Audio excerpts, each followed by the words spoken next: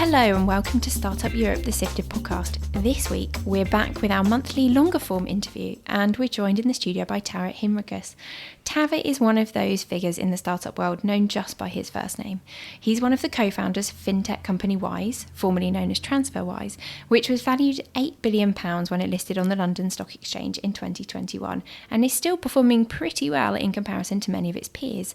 Its share price has dropped just 25% over 2022, which if you compare to some other UK listed tech businesses like Kazoo, Arrival, Babylon, it's pretty good. They are down more than 90%. He also went through a phase of being an extremely prominent angel investor, backing more than 150 companies in Europe, including Bolt, Veriff and Zego. Then, last year, he announced that he and 3 other founders and operators were, finally, after much anticipated, getting into the VC game. They launched a new fund called Plural with a rather ambitious goal to have GDP-level impact on Europe.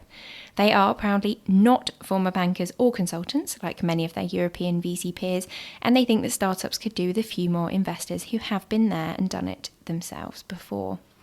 In the past year, Plural has invested in 7 European startups, including metaverse gaming platform Ready Player Me and battery storage startup Field Energy. 6 months in, we thought it was time to catch up with Taavet. Hello, thanks for inviting me. Thanks for being here. Is life as a VC everything that you dreamed it would be? It's absolutely the dream life. Nothing could be better. You've just got back from a trip to the Antarctic. It sounds pretty cushy. It's VC life indeed. Yeah, it's nice.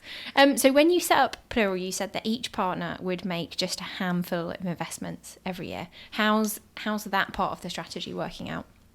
I think it's actually working out really well. So we're kind of thinking about everyone making, ballpark 2 to 4 investments per year. So I think we've probably been quite true to this. I don't think anyone has gone crazy just yet.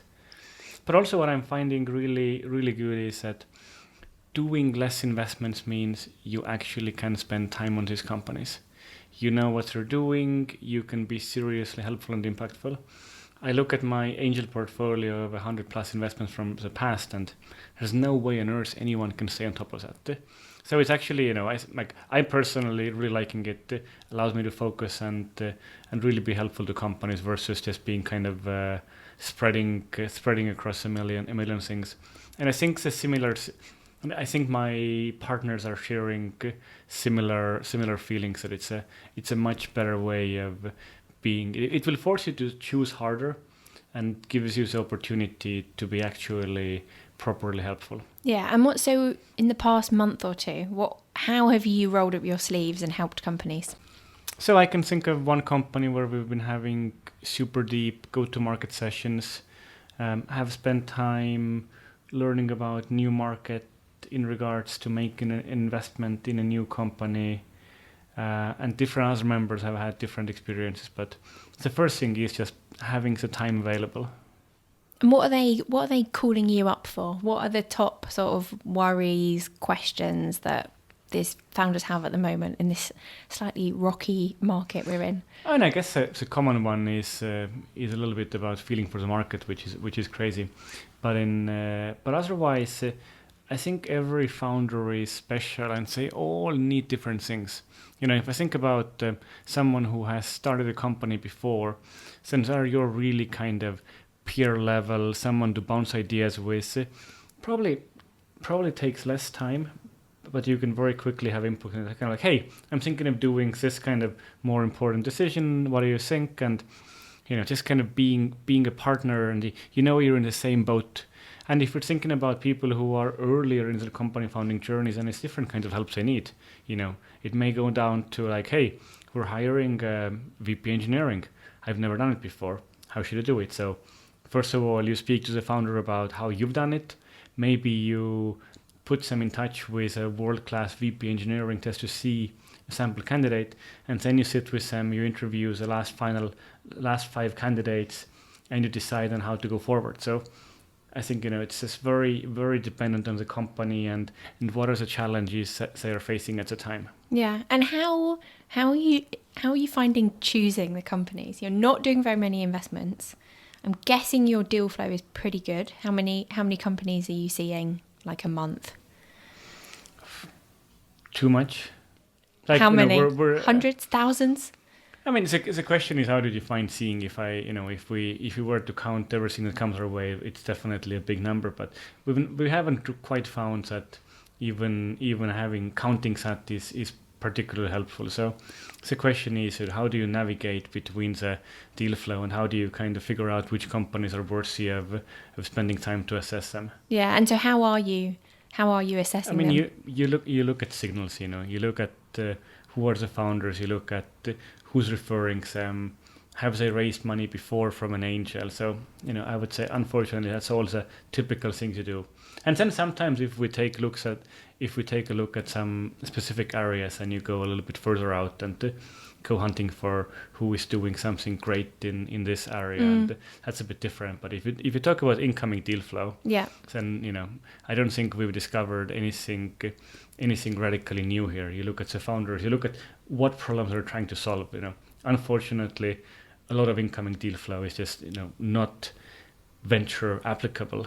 People are doing something 10% better, but we're looking for 10 times better in a huge market. Yeah, what are you seeing too much of at the moment? Don't have an answer. I guess my pattern matching brain hasn't matched that pattern yet. Okay, you're not like, fuck, another generative AI company. No, I have nothing to pick out. And what are some areas you're actively looking for companies in? I think if we think broadly, then we're still super excited about what can be done in climate. I think Ian has been an expert on AI for a very long time, but the way I translate this is we're going to see a huge explosion in kind of AI powered productivity, which will hit the workforce in various ways. So we'll see a huge wave of applied AI in all across industries. And is that an area you're keen to invest in? Absolutely. Is it still just you four partners? So it's you, Ian Hogarth, Stem, and Khaled. Anyone else in the lineup? We have another person who will be introducing very soon. So we're definitely growing the team as we plan to, and this is something where I think we're all getting also great satisfaction in terms of using our operator skills. Like, we've built a very good platform team by now, just to kind of enable us to get more done. We have institutional investors we need to report to, so maybe the less exciting things, but there's also things the platform team is doing to help the company. So we get to exercise our own operator skills by thinking about how we're building Plural, how we're scaling it, and that's a lot of fun.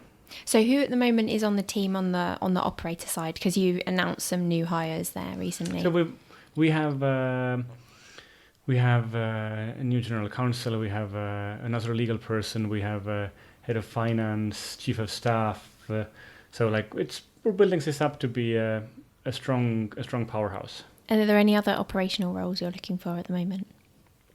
We are definitely thinking about which are the roles which will be more focused towards our portfolio companies. So how do we help them fundraise? How do we help them hire people? So we're kind of thinking about what's the best way of being really helpful there. Is there anything, I mean, that's a kind of fairly standard VC operations team. Are there any sort of rogue roles you've realised you think you want? Nothing to share just yet. But so there is one. but if you think about it, I think in the simplest way, companies need capital. So you give them capital as a venture investor, you help them raise the next round. They need lots of advice, some things that we think we can do with our proven scar tissue. And then they need to put that capital to use, which often goes into hiring people. So, I think sometimes you don't have to reinvent everything. Fair enough. There are some proven things which we can feel assured it's good to keep on doing. Yeah, but I guess one of the ways that Plural was planning on being quite different, at least when we spoke when you launched, was that you were hoping, you told me at the time, to get to 10 partners by 2023 and as many as 50 eventually. Is that still the plan? Yeah, absolutely. I still feel really good that by end of the year we'll be around 10. I think this is a question of something we've learned building companies, that you may get ahead of your skis if you do it too fast. So we just need to make sure that we get the right people on board at the right time. But being around 10 by end of the year, we're feeling good about that. And eventually, can we be 20 or 50? Time will tell that. If we believe that if anyone can find a way to scale venture differently, that we're in a good place to do it. And will each of those partners be equal partners in the fund?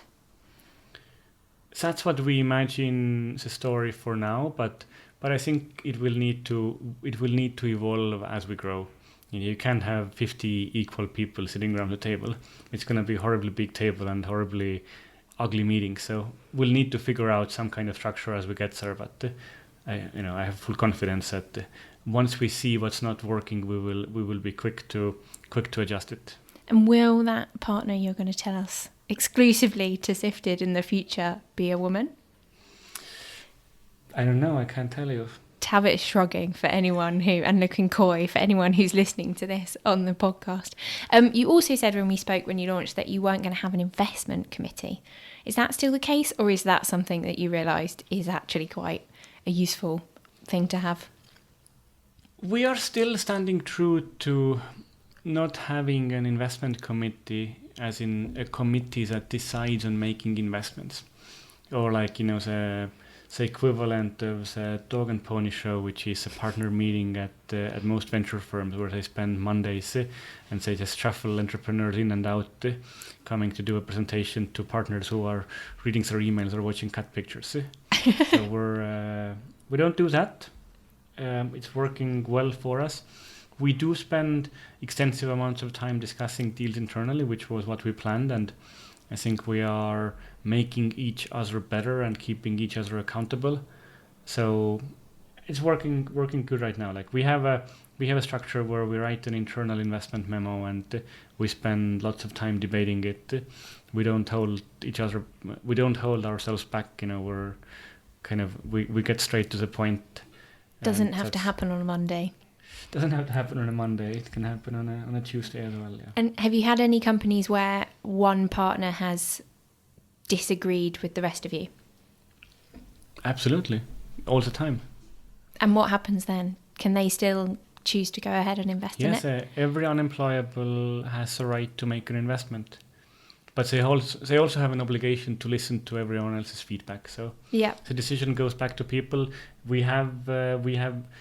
bring up investments, we discuss them, and we don't do them because we kind of realize that actually the feedback is such that it doesn't compute as the person may have thought. So I think that's kind of, to me, that is proof that the process is working. What you said you've learned from them. What are some of the things you've learned from them so far? Learn from your who? Partners. Everyone comes from a different place in terms of how they look at companies, how they evaluate people. So, I can't pick a specific example, but I do think that if you have established trust amongst the group and people are giving their real feedback from their kind of heart and minds, and you do make better decisions. Yeah, and obviously Plural is a kind of anti-VC firm. Do you ever find yourself slipping into VC mode? And then you're like... What is VC mode? Well, behaving like a normal VC. Can you explain to me what that means in I don't know. In more detail? You seem to have interviewed many more VCs compared to me, so you must have a very good idea about VC mode. Do things ever come out of your mouth and you think, oh my gosh, I've turned into one of them? No, it's never happened. Okay. And what about, I guess you have more time to spend with companies. Are there any other ways that investing as a VC is really different from investing as an angel? I'll tell you honestly that doing lots of angel investments started feeling a lot less satisfying over time. Kind of like it becoming the equivalent of Wall Street indexing. Like, it's like, oh, it's a great company. Like, how, can I get can I put in ticketings around, and suddenly like every company ends up in the end being a line in a spreadsheet, and things are kind of like no enjoyment and no way of having GDP level impact doing it that way. So I think doing less investment, it is more disciplined. Like you do need to think a lot harder about the companies, the founders. How can you be helpful? Can you be helpful? So and doing things that you really care about. So it's a lot harder for me to get excited about a SaaS HR company. I probably won't go for a run and think really hard about how is this HR problem going to be solved by this SaaS tool. Versus, if I'm thinking about how do we scale something that has impact on energy, that is something that there's a likelihood that when I go for a run, I will think about. So it's kind of a way of also really working on things that you get excited about. Yeah. And obviously, at any given moment, you have to work on things that are probably not someone you get out of bed for, like something goes wrong, etc. But still, if it happens in a company and areas that you deeply care about, I think there's a much bigger chance of having positive impact. What was the last time you had a kind of mind-blown moment when you were speaking to a founder and they, I don't know, pitched you an idea or told you about a problem you'd never really thought about but thought was cool? There's a new investment I'm making, which I can't tell you about, but where I've definitely had that thought about like how we're applying AI in an area, and it can have a huge outcome in terms of better outcomes and reducing labor requirements and not making people not making people out of work, but literally there are companies having a hard time finding people to fill these roles. So we need a different solution. Okay. More information coming. What about LPs? Are they behaving as you had hoped, or are they in some ways keeping you within the constraints of normal VC behavior? I have to confess that we have been really lucky in working with a select group of institutional investors who buy into our vision. And if anything, they provide a very healthy checks and balances. They have really huge portfolios, and we're a tiny thing in their portfolio. So, it's we have a regular cadence of communication, and they know some things we don't know about institutional investing and maybe even the macro environment, which is good to hear about. We tell them what we're doing, and what we're doing is roughly in line with what we said we'll do, and so like, hey, it's great. Keep on doing what you're doing. What kind of checks and balances are useful? Just with every fund you have something called the advisory board for looking at potential conflicts, and this is stuff that if you're dealing with other people's money, you need to be super careful about. A little bit about kind of like just having us explain how is the process of making investments, or how do we go about this crazy vision of growing the number of investors with having very little control over them, explaining to them, and by having to explain it, maybe it makes us think about certain areas where we can improve it. Yep. But so far, knock on wood, it's been I would say a very productive relationship. We also still have the luck of being very early in our institutional investor life. So yeah, are you fundraising at the moment, or you still got a lot of the fund left to deploy? Very very happy with the fund as it is. Okay, and I think something else you said when we spoke before was that you'd be collecting data on the kind of diversity of the portfolio. How's that looking at the moment? We are pretty happy. So I don't have the numbers top of my head, but we can follow up. But we have stats around our founders, and it's not as diverse as I would love it to be. Like, we're not 50-50 men and women, but it's much better than maybe that one would be afraid of. But let's follow up. We have the stats, and we can share them and put them out together with a story. Great. And when it comes to finding the other partners, what's your approach? What's your dating game? It's really about looking at who are the people who built companies in the past, and unfortunately that does not work in our favor when it comes to diversity, because if we think about who were building the companies in the first or second decade of this century, we probably go back a lot to the white male.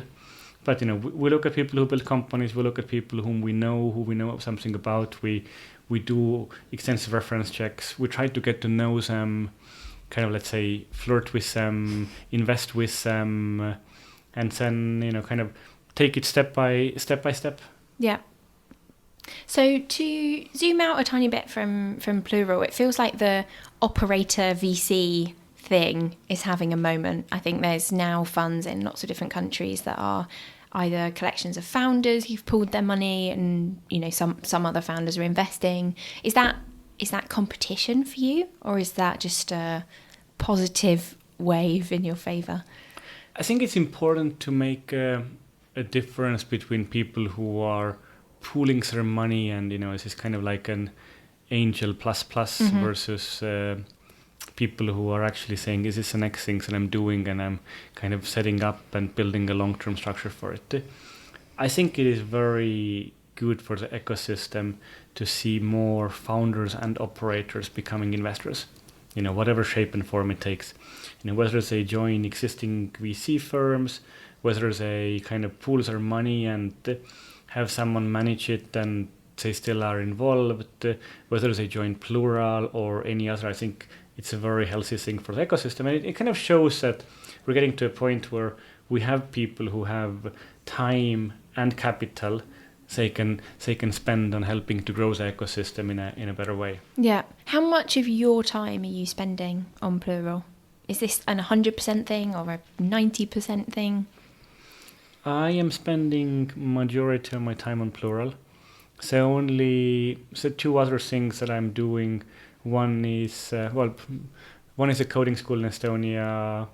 Then there is an education fund in Estonia, and then a few hours a week on the Taavet plus 10 kind of let's say family office, which does not invest in the same things as Plural. We do all the tech investing through Plural, but there is some other investments that are being made and managed through Taavet plus 10. Yeah. So why you're a fairly wealthy man? Why have you decided to do this? Why aren't you just sailing or jogging or whatever you could be doing? I think that it actually really comes down back to the reason of helping to grow Europe, kind of what we keep on repeating, GDP level impact in Europe.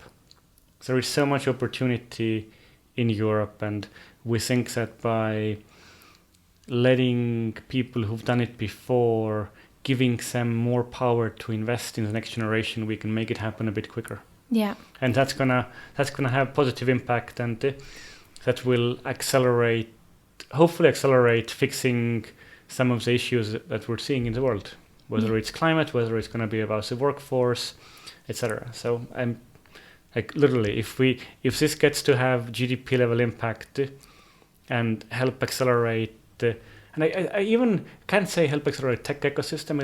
It's going to be about help accelerate the ecosystem, and that'll make me a very happy boy. What else makes you really happy? What makes you love this job? What are the moments? You get to spend time with a variety of different people who are optimistic.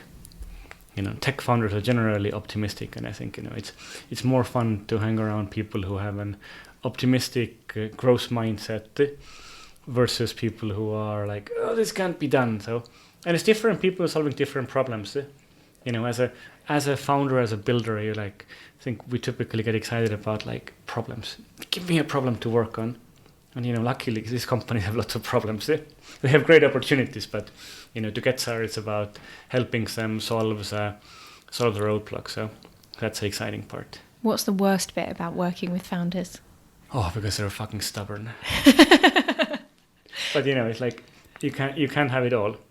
But here, this is a question of finding let's say investor founder fit. Is there a magic place that if you speak to a founder and say listen to everything you tell them and act on it immediately, it's probably the maturity of the founder is a little bit too low, or you cast a magic spell over them, and that's not too healthy. And the opposite, when they never listen to you, it's a waste of time. So there's some kind of a sweet spot in between, where some of what you say gets kind of thought about, acted upon, and that's what you need to be looking for. And it's also kind of like depend on the human type. I'm sure there are founders where probably I won't enjoy it, so I won't enjoy it, and yet there are plenty of founders where I think that I have a kind of a good chemistry, and we find we respect each other, and hopefully that's where 1 + 1 = 2.01. Yeah. And is it mostly just the founders you're working with, or do you think at certain stages it's really important to be working with, the first 5 employees or the Depends whatever? entirely on the company and what issues they're facing. It's I think broadly it's about the leadership, but in early stage company it's a founder or founders who have most influence. So unfortunately it is somewhat pyramid shaped. Mm-hmm. It's I do think it is sometimes a mistake that investors don't speak enough to the team, but it kind of goes back to this time thing and also trust thing. You typically you need to spend quite some time with a team to get into a point where you start hearing about what's really happening. There's a dance being danced for a while, and so it's a question of time in the end. Mm. So, talking about some sectors in particular and geographies, London's tech scene seems to be going through a bit of a shit patch. We're recording this right after Tech Nation, the UK startup organisation, has announced that it's closing down, and the talent visa scheme it was running, which lots of UK startups have relied on, is now up in the air. Which markets to you, and on the flip side, we published a piece this week about how France was the only big ecosystem to see funding go up last year. Which markets to you seem especially sort of on the up or on the down? While I agree that the Tech Nation and visa things are not good, I think it's far too early to call the UK tech scene to be in any significant problematic state. Like I'm broadly optimistic about all of Europe and also elsewhere. Like we are more and more living in an age where tech companies are going to happen everywhere. Bloody Italy had second unicorn last year. I mean, how great is that? I know investors who've been looking for European tech and say like, yeah, we were hoping for that 20 years ago. But we're seeing it happen everywhere now. Look at Romania, which had UiPath come from. So I think it's just a question. It's a matter of time, and it's probably still the importance of early success stories. I'm sure that now Italy having 2 unicorns will accelerate ecosystem development over there. So yes, there will be temporary hiccups, and maybe the funding in UK didn't grow as much as France. But who cares? Like on a year-to-year basis, these numbers I think are, especially if you apply the macro backdrop, I think it's dangerous to try to conclude too much from it. Yes, of course, we should go and protest outside of number 10 and tell them to get their act together and think what they can do. But the reality is the biggest thing they can do is get out of the way, which I think they've been semi-successful in doing. But if we take the case of France, the government getting in the way has had a massive role, right? And you're from Estonia, the Estonian government and lots of the kind of policies and things there have been massively helpful, haven't they? The biggest things the government can do is shine a spotlight on it, and I think beyond that, it's. I think in most cases it's a handful of key policies that have huge impact, whether it's about stock options and so on. But I think it's like, and I think even the time of shining a spotlight, maybe it's a little bit in the past. That was something which was important, kind of in the past decade. Like, of course, there is smart policy you can do, and like key things like immigration, etc. The government the government is the only one that can have a huge impact.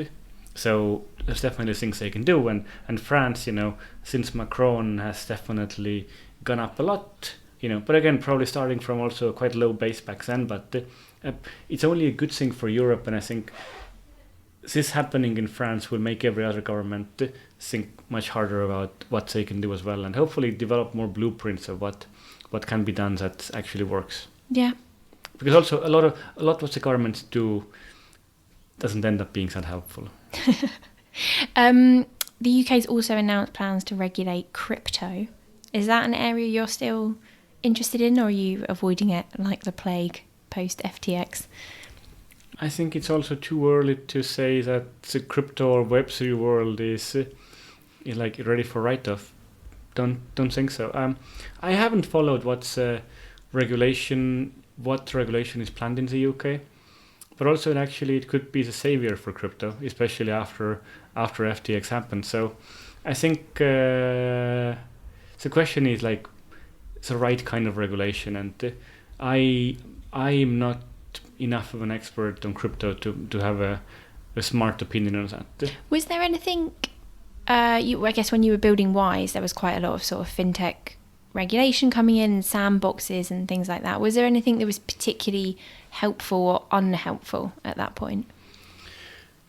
I think the idea of just taking a look at regulation of how to make it a more kind of even playing field for everyone was definitely helpful. The idea that the FCA was open to speaking with tech companies was good. Sandbox was really good back then, and kind of also it helped position UK as a fintech hub. And if the regulator had been super backwards, then I think the UK would not have been such a fintech hub as it ended up being. And I'm sure the UK has benefited a lot from it.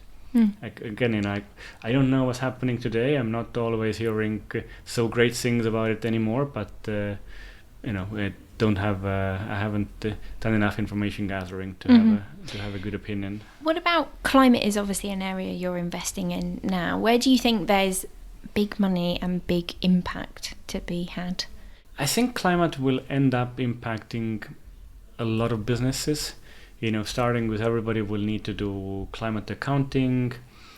Then, the people who are responsible for more emissions will have to do a lot of re-engineering, where I think there is huge opportunities for probably more deep tech kind of companies.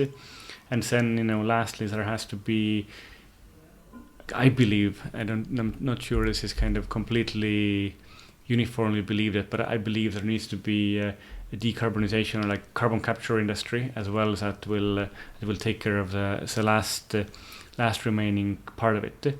And all of that has to be invented, and then it has to be scaled at quite unprecedented speed. So I think the opportunities are huge.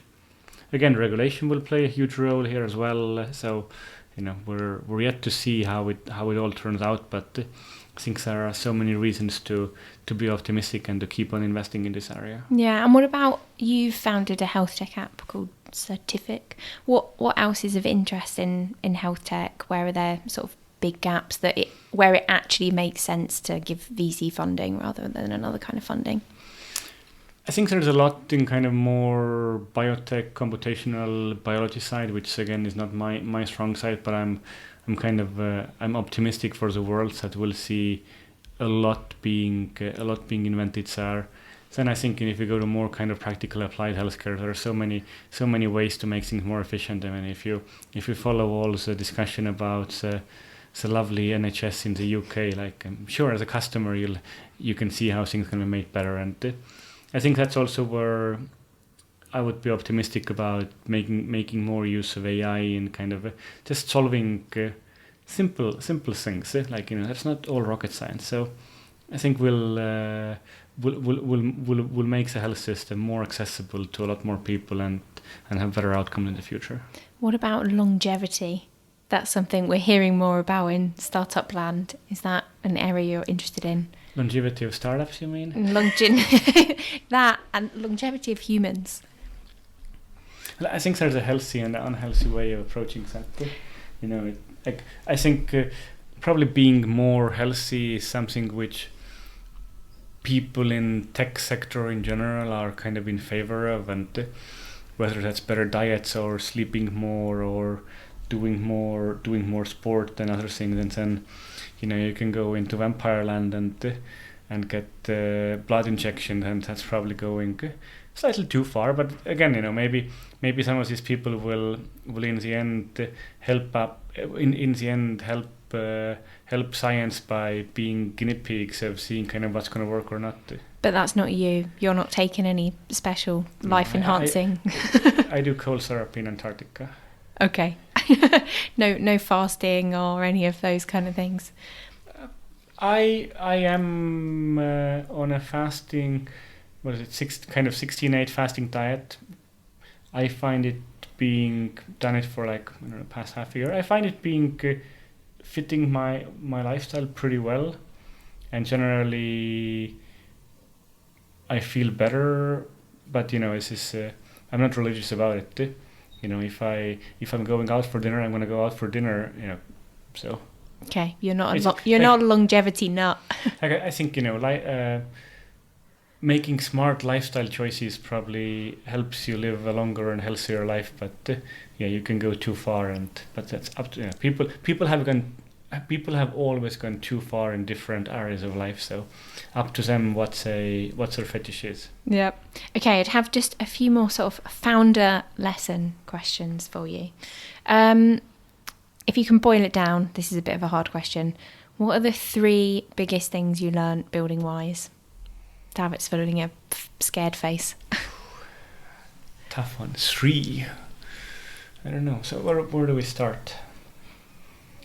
It's a cliche, but it's about a team. I think especially the importance of the early teams, the first 10, 20, 30, 40 people, because they will end up hiring the first few hundred people, and I think the importance of that cannot be underestimated. And we said it's kind of the importance of the founders and the behavior of founders as that ends up kind of building the culture of the company. I think we had a very clear mission we were following. As founders, we were mostly showing healthy behaviors, not being showing how everything is in the interest of the customers, not being greedy. So I think that went a long way in creating healthy behaviors and culture. Something else I've been thinking about a bit lately is if you think about companies like Transferwise or any successful company, when you build a massive business in one area, when is the timing when you have to start building the second and third and fourth leg of the business? And I think a lot of companies don't do that too well. And I think also maybe at Wise, building the next business, car, etc., maybe should have done it earlier, more aggressively. But if you have a very big business, then building a second big one takes a lot of time. So you can't start it too late because then it's going to take forever. So, but these things are really hard to get right when you're at the thick of it. What else to add? I don't know. I think we've done an amazing job, obviously. What was your biggest mistake? I don't have a single biggest mistake. I think there were kind of maybe not the way my brain works.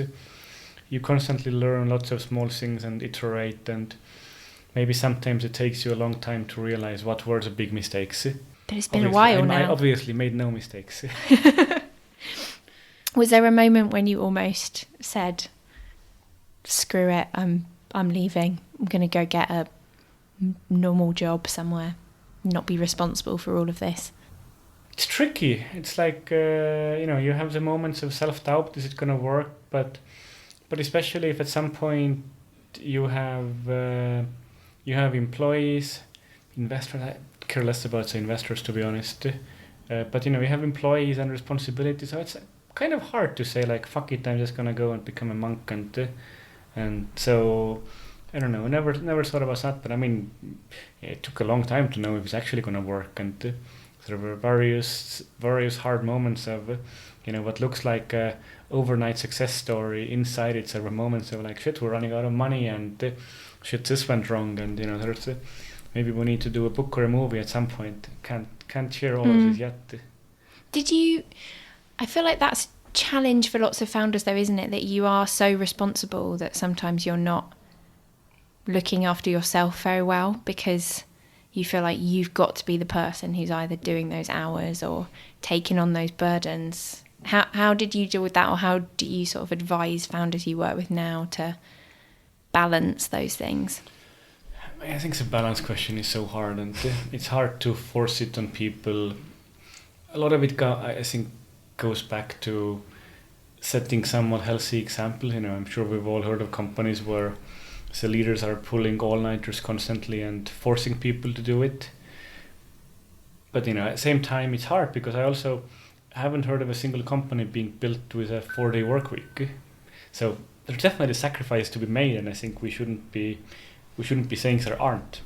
So the question is, how do you do it for 10 years in a row, and how do you avoid burning out yourself, and how do you avoid burning out people on your team? Like, I definitely have taken it personally, having people burn out on the team, and to the point where they're in physically in a bad spot.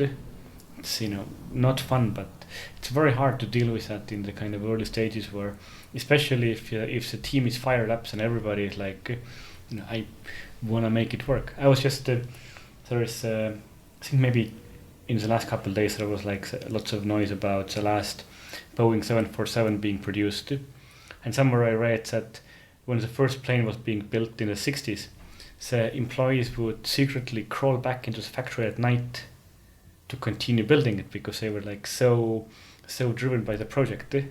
It's like cool to read that happened in the 60s with like kind of moonshot type projects.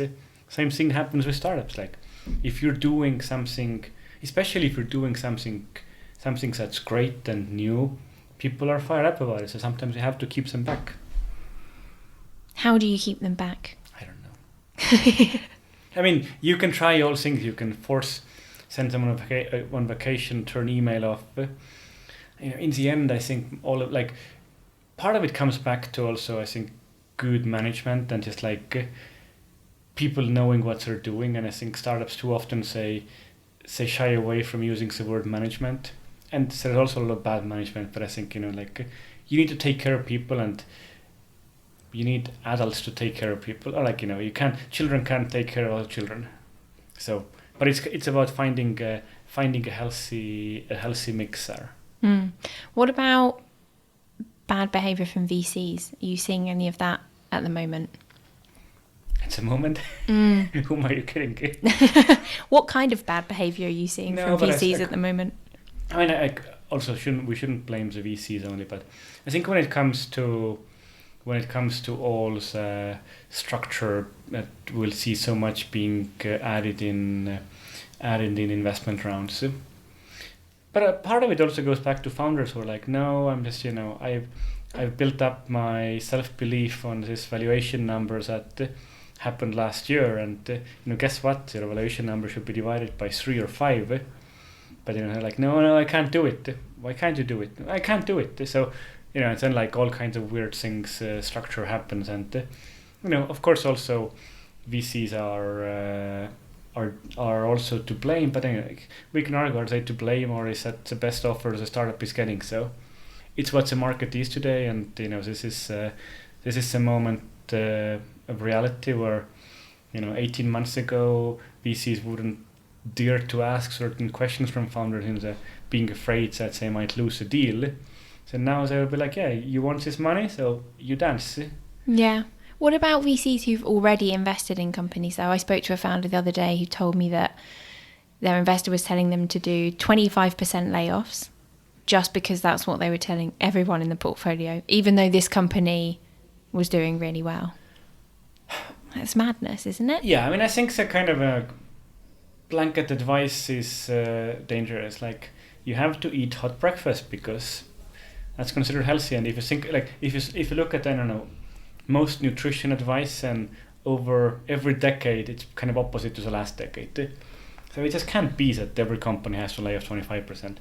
Maybe a lot of companies should lay off 75% instead. So it's just, I'm wary of the blanket advice, but then again, like, there is, you need to look in your bank and see how many options do you have in your bank, how big is your balance, and how much are you burning.